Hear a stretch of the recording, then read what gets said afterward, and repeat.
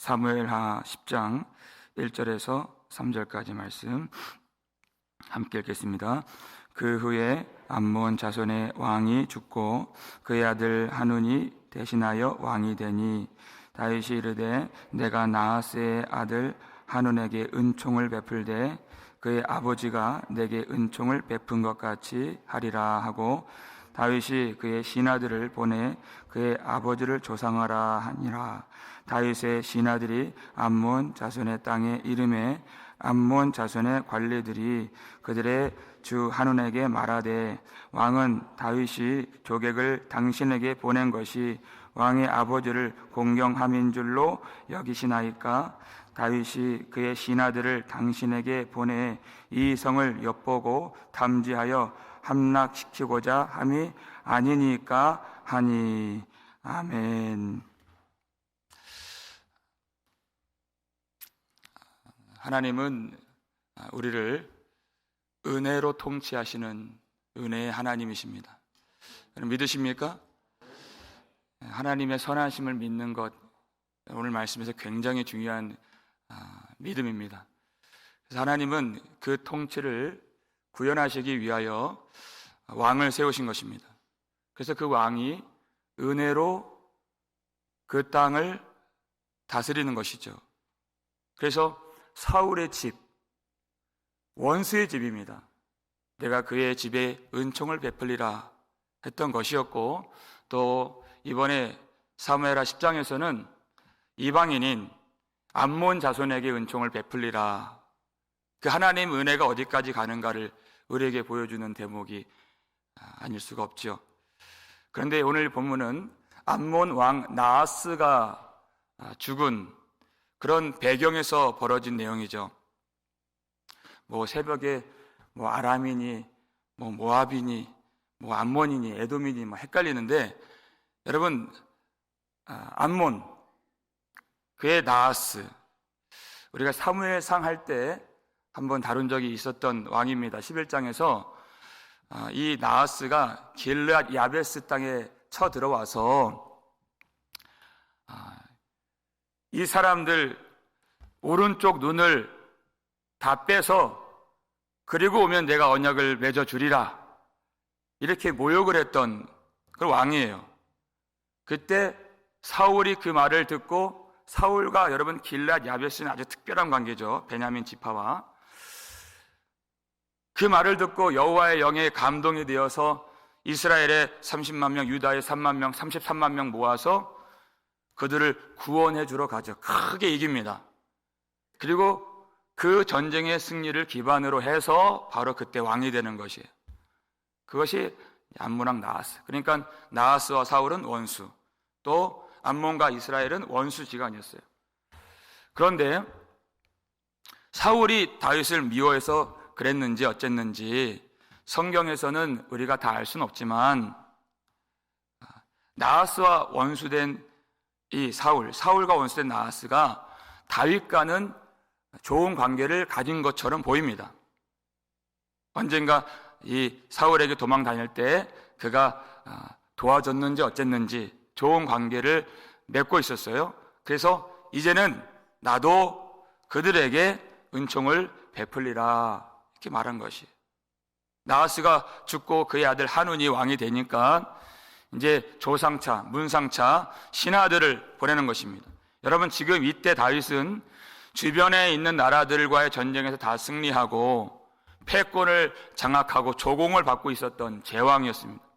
그가 먼저 신하들을 보내서 조상을 하겠다 하는 것은 좋은 관계를 맺고 그 땅에 평화를 허락하고 호의를 베풀겠다 하는 좋은 뜻에서 보내는 것이죠.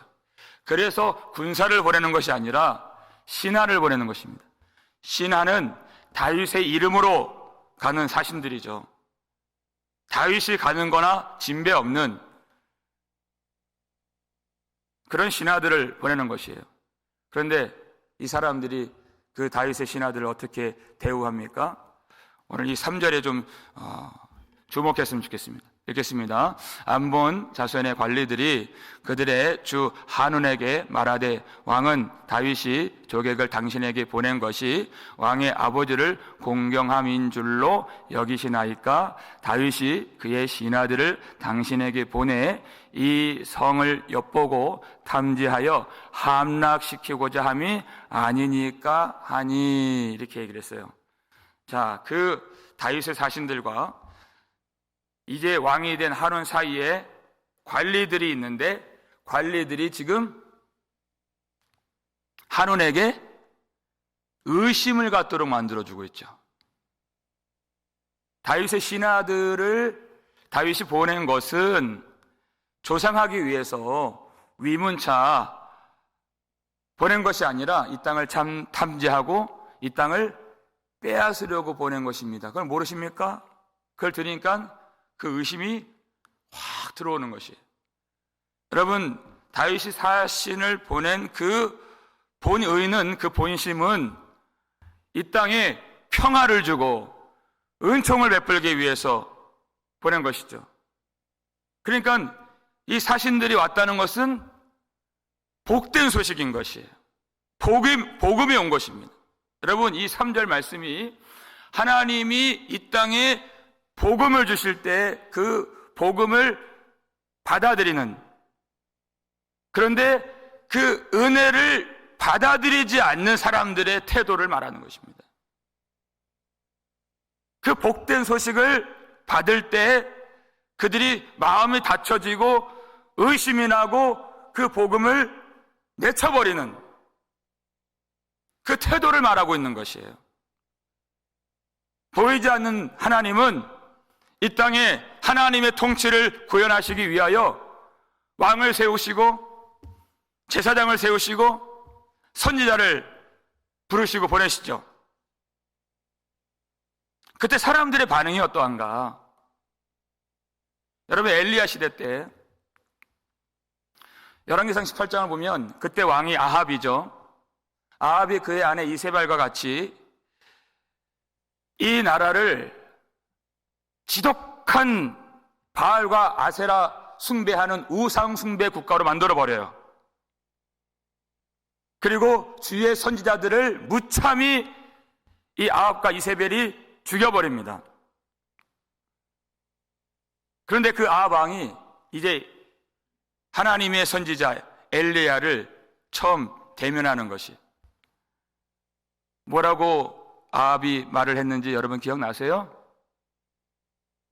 이스라엘을 괴롭게 하는 자 너냐, 이렇게 얘기했어요. 이걸 보고 적반하장이라고 하는 거죠.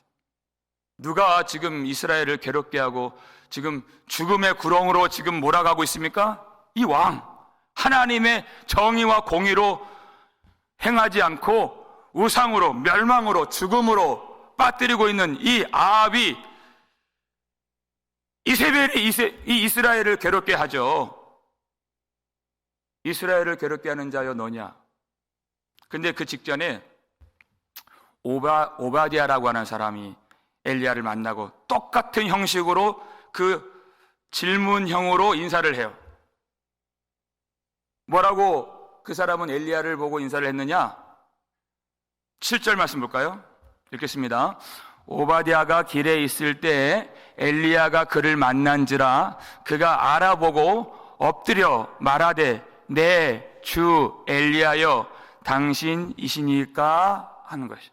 내 주님, 이렇게.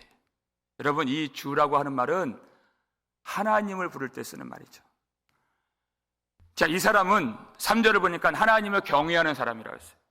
왜 이런 정반대의 태도가 나옵니까? 하나님에 대한 인식, 하나님과의 그 관계에서 나오는 것이에요.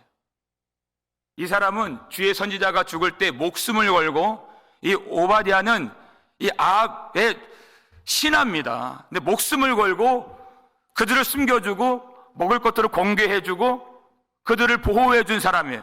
그 100명을, 선지자들. 하나님을 얼마나 사랑하는 거예요?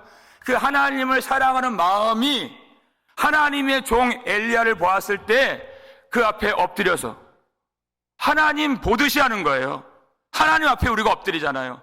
하나님을 주님 그러잖아요. 하나님 부르듯이 주 엘리야여 이렇게 하는 거예요. 그런데 하나님을 미워하고 하나님을 향한 적개심이 있고 바알을 섬기는 이 아합은 이스라엘을 괴롭게 하는 자 너냐 이렇게 하는 거예요. 이 정반대에 두 길이 있어요. 복음을 영접하는 사람의 길이 있고 복음을 반대하고 은혜를 밀쳐버리는 사람의 길이 있어요. 하나님에 대한 인식 때문에 그 두 가지 길이 갈라지는 것입니다. 복음을 증거하는 현장에서는 이 두 가지 태도가 어디서나 나타나요. 어디서나. 바울이 데살로니가에 들어갔을 때 사람들의 반응이 어땠느냐? 천하를 어지럽게 하는 이 사람들이 이 땅에도 이름해 하면서 불량배들을 동원해서 그들을 괴롭게 했죠. 빌립보 땅에서는 어땠어요? 이 성을 심히 요란하게 하니 하면서 그들을 고소하고 고발해서 심한 매질을 당하게 만들고 감옥에 투옥시켰잖아요. 그게 하나님을 향한 태도라는 것이에요. 그런데 그 성에도 하나님이 귀하게 여기시는 루디아 같은 사람, 하나님이 그의 마음을 열어주시니까 자기 집을 이 선교사님들 위해서 다 열어주고 그들을 또 공개하고 또 간수장이 예수를 믿고 하나님을 믿으니까 그 맞은 자리 상처를 씻어주고 음식을 주고 하지 않았습니까? 하나님을 사랑하는 그 마음에서 나오는 것이에요. 여러분, 우리도 하나님과의 관계가 삐끗해지고 하나님과 멀어지면요, 우리의 사명이 무엇이에요? 우리가 은혜 전달자가 되어야 돼요. 근데 우리가 의심을 퍼다 나르는 그런 역할을 할 때가 얼마나 많은지 몰라요. 베드로 사도가 베드로전서 4장 11절 보니까 누가 말을 하려면 어떻게 말하라고 그랬어요? 하나님의 말씀을 하는 것 같이 하고 그랬어요. 내 말 하지 말고 내 뜻 전하지 말고 내 마음에 있는 감정들 다 배설하지 말고 하나님의 말씀 하는 것 같이 말하고 누가 봉사하려면 하나님이 공급하시는 힘으로 하는 것 같이 하라. 그러므로 범사에 하나님이 영광을 받으시게 하미니 그랬어요. 바울도 똑같은 말을 하잖아요. 오직 더러운 말은 너의 입 밖에도 내지 마라. 오직 더러운 말은 너의 입 밖에도 내지 말고 오직 덕을 세우는 대로 선한 말을 하여 듣는 자들에게 은혜를 끼치게 하라. 하나님 우리에게 입술을 주시고 혀를 주신 목적에 은혜를 끼쳐서 은혜 전달자가 되라. 하나님의 말씀을 말하고 하나님의 그 뜻을 선포하고 교회의 덕을 세우고 듣는 자들이 하나님의 은혜를 전달받을 수 있도록 그래야 하나님의 아들이고 하나님의 자녀가 아니냐. 그런데 그 말 들었을 때 의심이 들고 원망을 품게 되고 하나님과의 거리가 멀어져요. 그런 하나님 백성이 아니라는 것입니다. 그 말하는 사람이 하나님을 바라보고 있잖아요. 참소하는 자, 의심을 하게 만들고 믿음을 버리게 하는 자, 그게 사탄의 아들이지 어떻게 하나님의 아들이 될 수 있겠느냐. 그게 똑같이 참소하고 의심을 퍼서 날라주는 거예요. 그렇게 하는 것이 아닙니다. 그런데 성경에서 그렇게 순전하고 그렇게 하나님을 경외한다 하는 사람들도 그 깊숙한 내면 속을 들어가 보면 하나님의 인식이, 하나님에 대한 인식이 완전히 어그러진 것을 볼 수 있어요. 그래서 우리가 오늘도 회개하고 기도를 해야 되는 것입니다. 욥기 9장 17절 18절 한번 보세요. 읽겠습니다. 그가 폭풍으로 나를 치시고 까닭 없이 내 상처를 깊게 하시며 나를 숨쉬지 못하게 하시며 괴로움을 내게 채우시는구나. 여기서 말하는 사람은 욥이에요. 그는 하나님이세요. 욥이 갖고 있는 하나님에 대한 인식이 지금 점점 드러나고 있는 것이에요. 얼마나 의로웠어요. 얼마나 하나님을 예배하는 사람입니까? 그가 나를 그 권능 폭풍으로 나를 치신다는 거예요. 여러분, 까닭 없이, 여러분 이 말 한번 주목해 보세요. 까닭 없이 내 상처를 깊게 하시며, 여러분 이 말 정말 심각한 말입니다. 너무나도 심각한 말이에요. 이유 없이 나를 때리는 거예요. 이유 없이, 목적 없이 나를 치신다는 거예요. 내 상처를 깊게 하시고 내가 숨 쉬지도 못할 만큼 괴로움을 하나님이 내게 채우시는구나. 까닭 없이 나를 치시는 거예요. 그가 아무 문제 없었을 때, 그때는 예배도 드리고 자식들 생일마다 제사 드리고 얼마나 그의 믿음이 좋아 보였습니까? 근데 그 속내를 들여다보니까 아니라는 거예요, 결코. 여러분, 하나님이 선하지 않다는 겁니다.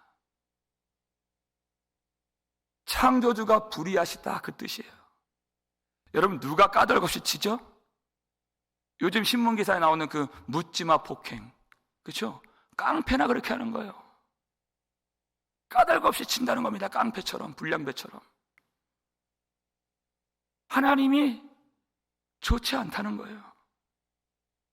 고난을 받아보니까 하나님이 선하시지 않다. 여러분, 하나님의 본심이 무엇입니까? 우리는 내 마음을 누가 알아주지 못하면 그게 정말 괴로워요. 나 혼자 고생하는 것처럼 느껴져요. 그러면 하나님의 본심은 누가 알아줍니까? 하나님이 왜 이 일을 하시는 겁니까? 그러면 그렇다면 우리는 그 하나님의 은혜를 알고 있습니까? 하나님이 왜 우리를 붙들고 침 삼킬 동안도 놓지 아니하시고 우리를 인도하시는 것입니까? 왜 욥을 그렇게 붙들고 늘어지시죠? 그의 믿음을 위하여, 구원을 위하여, 회개를 위하여 그를 붙들고 계시는 것이에요. 그가 택함 받은 사람이 아니라면 그렇게 할 이유가 없는 것이죠. 그를 치시려고, 죽이시려고 하시는 일이 아니라 하나님의 본심은, 하나님의 의도는 그를 살리시려고 하시는 것이다. 그 마음을 누가 알아줘요? 그런데 욥조차도 그 하나님의 마음을 모르고, 교회가 하나님의 마음을 모른다는 거예요. 교회가 왜 하나님의 말씀을 들으려고 하지 않습니까? 더욱이 그저 내 가려운 귀를 긁어주는 그 말씀들은 듣지만 왜 회개의 복음은 들으려고 하지 않습니까? 그거 좋지 않다는 거예요. 그것이 자기를 부인하고 십자가를 지라는 것이, 그것이 내가 빼앗겨지는 것 같고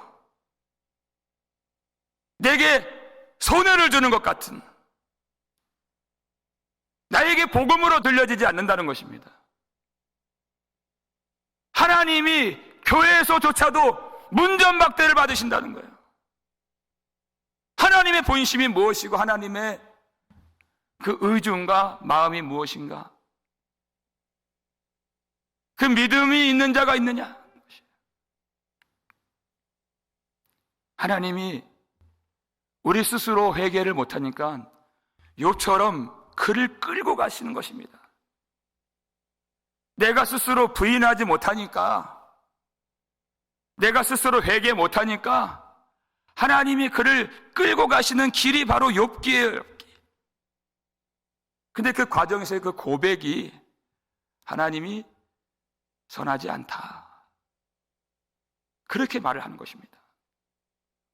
그런 인식 속에서 어떻게 은혜를 전달하겠습니까? 하나님에 대한 인식이 완전히 어그러졌어요. 그러니까 우리 삶 속에서 은혜를 전달하는 것이 아니라 의심을 나르고 불신을 만들고 억울함을 만들고 원통함을 만들고 상처를 주는, 그것은 하나님과의 관계에 달려있는 것입니다.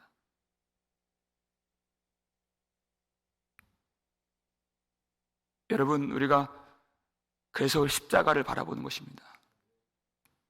우리가 십자가 앞에서 어떻게 하나님이 내게 폭풍으로 나를 치시고 까닭 없이 나를 괴롭게 하시는가, 이렇게 말할 수가 있습니까? 이 구원을 이루시기 위하여서 하나님이 하신 그 일을 우리가 알게 되면 하나님 앞에 할 말이 없는 것입니다. 그의 아들을 아끼지 아니하시고 십자가에 내어주신 그 하나님은 얼마나 선하신 하나님이십니까? 얼마나 우리를 사랑하시는 하나님이십니까? 얼마나 그 은혜를 우리에게 주기를 원하시는 하나님이십니까? 이 교회를 자기 피로 사신 그 마음이 어떠한 마음이셨겠습니까?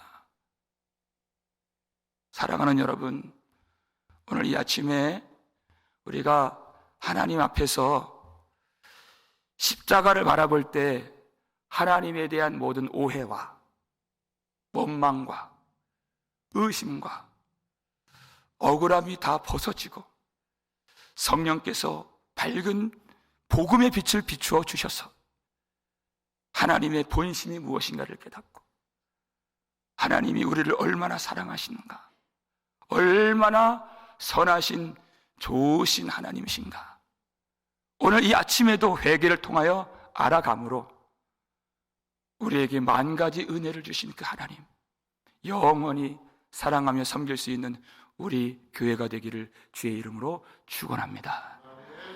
우리 아버지 하나님 감사드립니다.